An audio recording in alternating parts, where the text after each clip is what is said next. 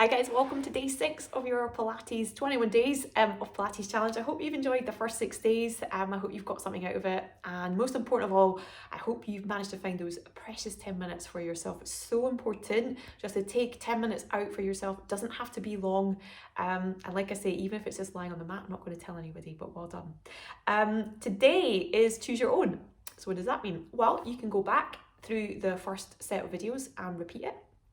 Or you can hop over to Ostara Pilates on YouTube and you can pick any of the workouts that are up there for you to do. There's a whole mixture.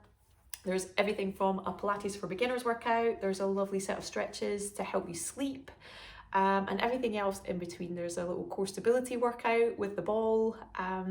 So yeah, go have an explore, pick one that just sings to you, and I'll see you back here tomorrow, or we're going to be doing our stretch and relax. I'll see you then. Bye.